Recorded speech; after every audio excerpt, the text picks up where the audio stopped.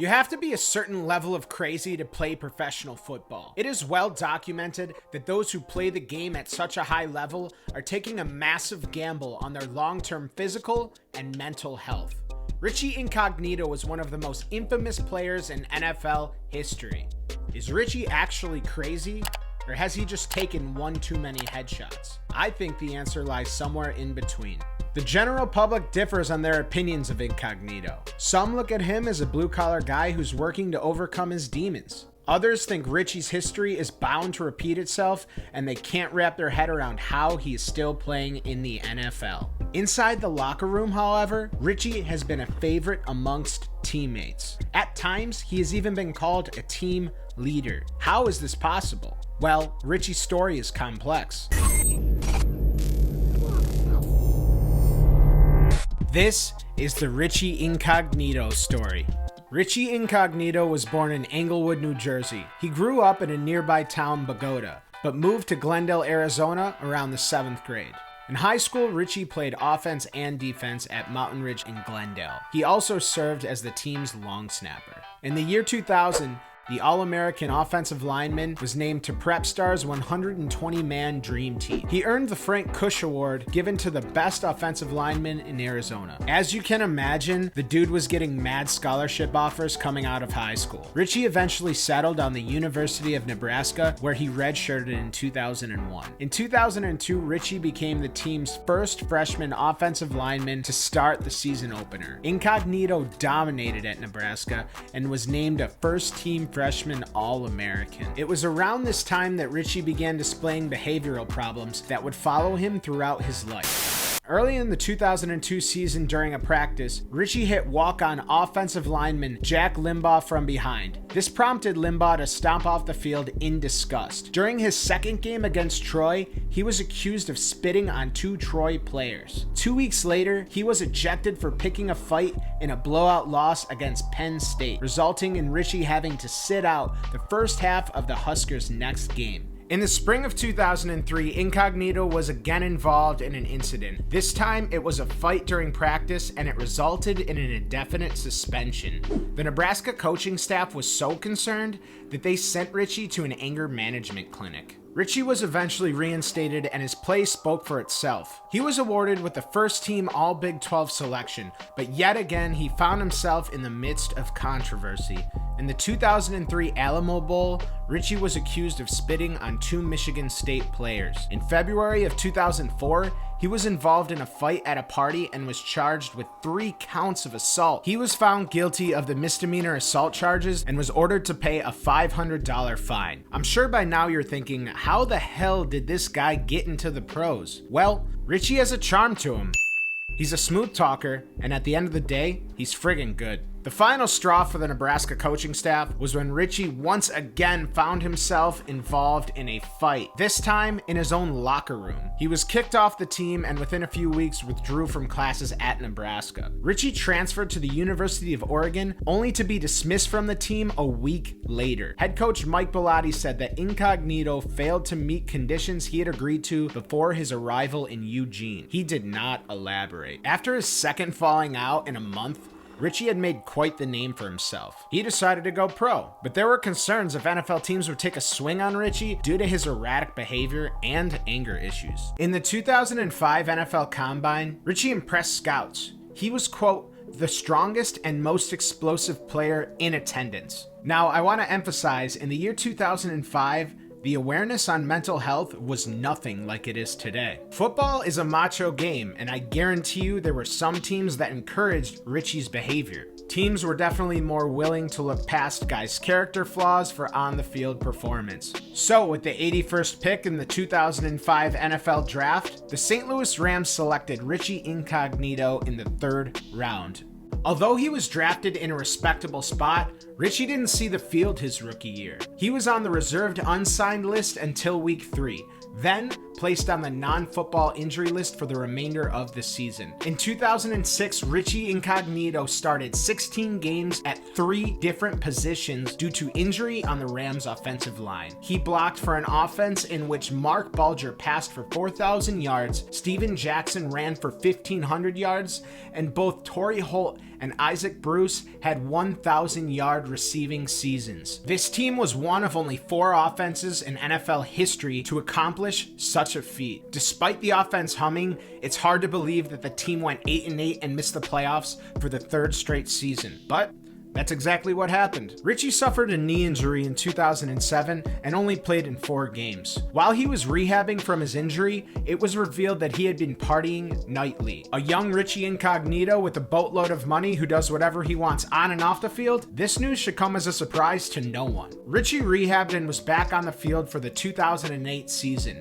On October 17th of that season, Richie was fined 3 times for a total of $35,000 in a game versus Washington. His violations during the game included repeatedly verbally abusing an official, what was described as a major face mask penalty on a field goal attempt, and a chop block that was not called during the game but was detected upon video review. The face mask penalty nearly cost the Rams the game, but fortunately for Richie, the extra 15 yards was no problem for kicker Josh Brown as he hit a 49-yard game-winning field goal despite the penalty. In the 2009 offseason, the Rams offered Incognito a 1-year tender worth $1 million.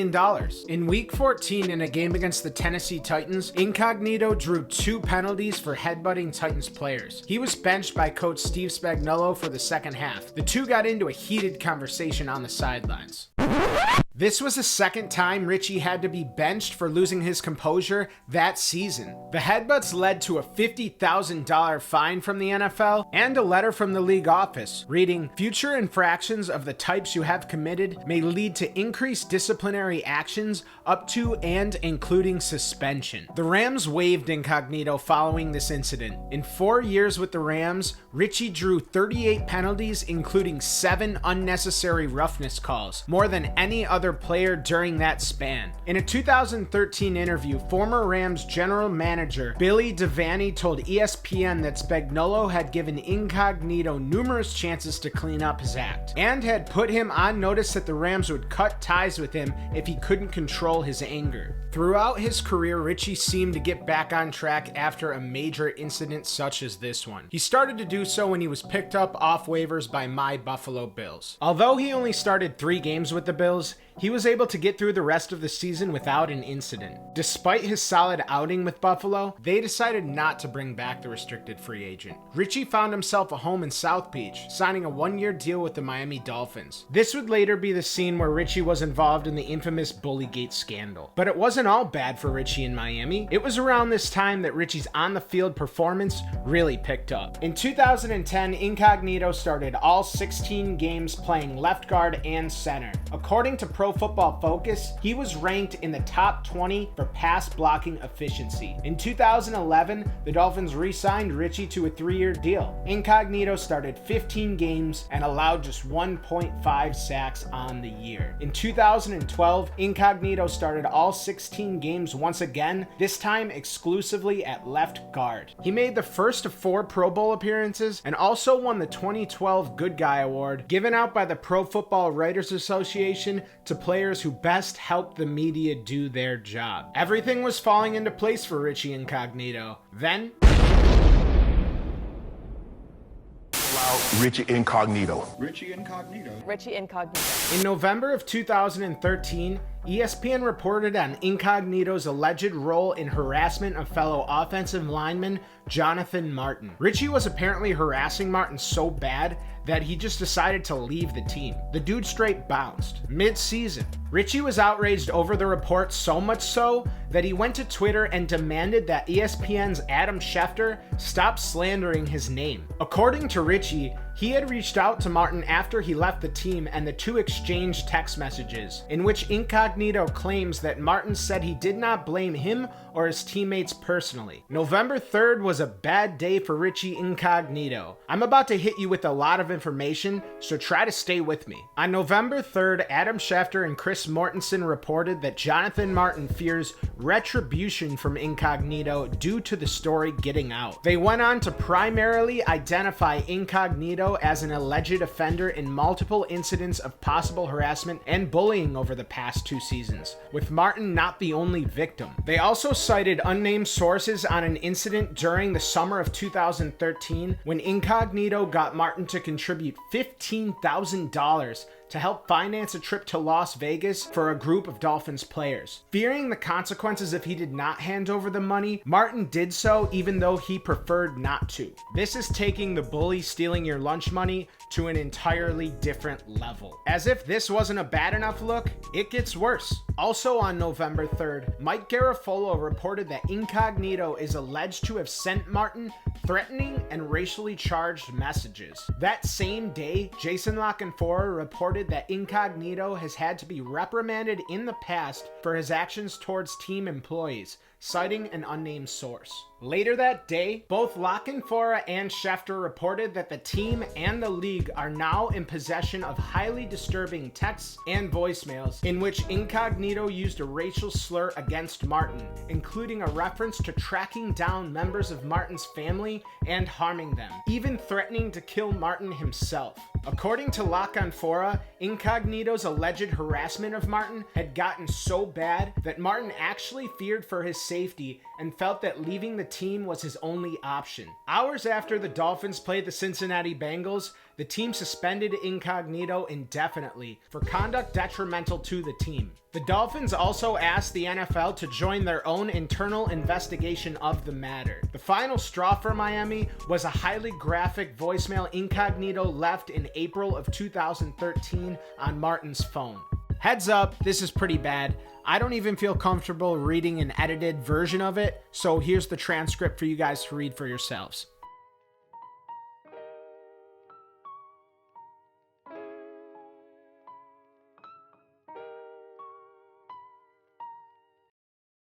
This was a bad look for the Dolphins organization as a whole. How do you not know that something like this is going on in your facility? Until this evidence came out, the Dolphins had publicly maintained that charges against Richie Incognito were pure speculation. Adam Schefter said that as late as the afternoon of November 3rd, the Dolphins didn't even know that the voicemail existed. Within hours of hearing the tape, the Dolphins had suspended Richie Incognito. The next day, a Dolphins source told the Miami Herald that Incognito would never play another down for the Dolphins, and that the team intended to cut ties with him at its earliest opportunity. 2 days later, on November 5th, the Sun-Sentinel in Fort Lauderdale quoted multiple sources saying Richie may have taken orders from Dolphin coaches to toughen up Martin. A little too far. It also came out that the controversial voicemail that ultimately led to Incognito's suspension was made after Martin missed 2 days of voluntary team workouts. Incognito was recognized as the leader of the offensive line at the time. The coaches asked him to make a call that would, quote,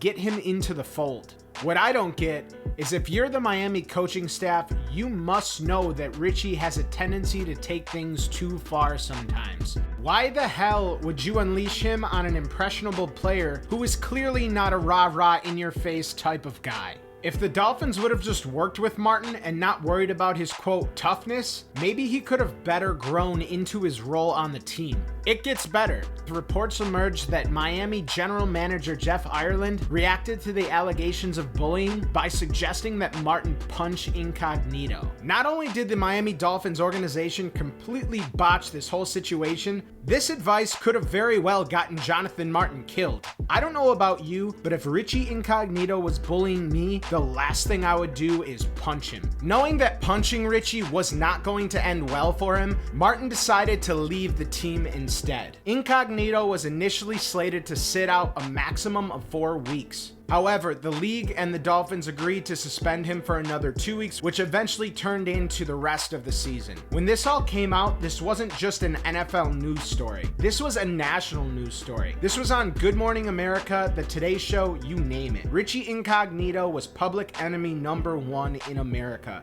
In February 2014, lawyer Ted Wells released the investigators report. The investigation concluded that Incognito, and to a lesser extent, fellow offensive linemen John Jerry and Mike Pouncey, bullied Martin, another unnamed Dolphins offensive lineman, and also a Dolphins assistant trainer. They were found to have made severe racial slurs to the Japanese assistant trainer, while also saying that they had sex with his girlfriend. To make matters worse, on the anniversary of the Japanese attack on Pearl Harbor, the three wore traditional Japanese headbands, jokingly threatening to harm the assistant trainer in relation to the Pearl Harbor attacks. The report also concluded that Martin's text messages and other evidence demonstrated that his mental health problems, alcohol, and drug use, combined with concerns about poor performance on the field, were major factors in why Martin left the team. Although the way Pouncey, Jerry, and Incognito treated the assistant trainer was unacceptable and inexcusable, this conclusion was the first step to Richie getting back on the field. Because for better or worse, the main story was Richie Incognito bullying Jonathan Martin. And it came out that Jonathan Martin had a boatload of other issues that he was dealing with.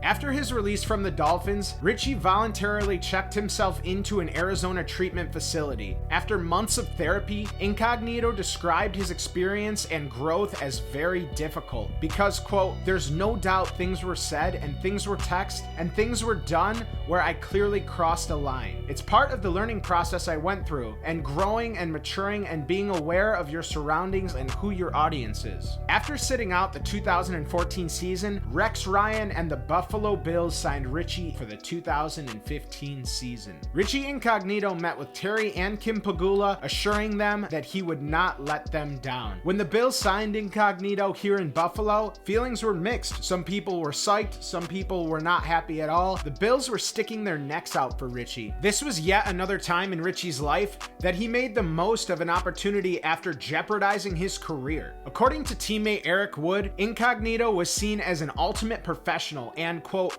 quickly became a locker room favorite. Richie re-elevated his game and helped the Buffalo Bills lead the league in rushing in 2015 and 2016. The Bills' risk paid off, and Richie Incognito was a staple of their offensive line and a Pro Bowl selection in 2015, 2016, and 2017. Everything was all good for 3 years. In 2017, Richie played in his first career playoff game. Unfortunately, that was around the time the issues started to pop up yet again. The 2018 calendar year was not a good one for Richie Incognito. The day after the Bills lost their wildcard playoff game to the Jacksonville Jaguars, Incognito was accused by defensive end Yannick Ngakoue of using racial slurs against him during the game. Following the season's end, Incognito announced his intent to retire, noting a recent doctor's visit had revealed he was suffering from liver and kidney failure. Incognito also expressed dissatisfaction with the contract restructuring that kept him with the Bills in 2018, noting that he had given the Bills until April 15th to give him an offer worthy of his putting off his retirement for one more season. On April 13th, 2018, Incognito announced he had a change of heart and would show up to off-season workouts in April. He failed to show up, and the Bills continued to list him as retired. He then indicated that he refused to play for the Bills and demanded he be released from his contract. A month later, Incognito was placed on an involuntary psychiatric hold following an altercation in a Florida gym. Richie allegedly threw a tennis ball and a dumbbell at a gym patron, telling him to get off my fucking playground. He was reported to be in an altered paranoid state. According to the report, Richie told 2 police officers that he was training and upset because the man in question was essentially trying to steal his classified National Security Agency documents. There's a guy walking around with headphones on, Incognito told officers. According to the police report, he then went on to say, "I'm running NSA class level 3 documents through my phone. I cannot have anybody within Bluetooth capability of me or taking pictures of me." In August 2018, things would get worse for Richie Incognito when his father unexpectedly passed away. Richie had a great relationship with his father, and as you can imagine, he took his sudden passing very hard. While making arrangements for his father's services, Richie was arrested at an Arizona funeral home. It was reported that at various times, Richie was threatening employees at the home, saying that he would go to his car, get guns, and shoot them if they didn't allow him access to his father's body. Police seized 2 Glocks, 3 rifles, and a suppressor handgun from Incognito's truck. Employees told Scottsdale police that Incognito wanted his father's head cut off for research purposes, and that he had walked through the funeral home punching caskets and throwing objects. Richie was charged with disorderly conduct and making threats. What would your dad think? I'm not sure he's dead. Hey, people grieve in different ways. In a 2019 interview with HBO, Richie attributed his actions to a combination of heavy marijuana use, drinking, and going days without sleeping. At this point, it was safe to say that Richie Incognito's career was over. Then, in May 2019, Richie unexpectedly signed with the Raiders. He was suspended in July for violating the league's personal conduct policy stemming from the previous year's incident at the funeral home in Arizona, but was reinstated from the suspension in September and placed on the active roster the next day. In the 2019 season, the then 35-year-old Richie Incognito made a case for himself being the best guard in football. The Raiders rewarded Richie's on-the-field performance with a 2-year, $14 million contract extension in December of 2019. In September of 2020, Richie was placed on the injured reserve with an Achilles injury. In November, he underwent season-ending foot surgery, and then after the season in early March was cut by the Raiders. Once again, it was safe to say that Richie's career was over, but this guy keeps coming. Later that month, he re-signed with the Raiders and is set to go into what most would assume to be his last year in the NFL. Few, if any, have had as controversial a run as Richie Incognito, and no one has worked to redeem themselves as often. Some find Richie's past actions unforgivable, while others applaud his effort to work through controversy as well as mental and physical injury. All in all, Richie is no choir boy. He's a dude who has owned up to his mistakes and reaped the consequences of his actions. I wish him well this upcoming season. I hope Richie seeks help when he needs it and continues to stay on track both personally and professionally. Great teammate, picking up the offense really fast. He's been nothing but phenomenal, both to the young guys in the building and the offensive line room. I like it when we get the ball first. Just get out there and go.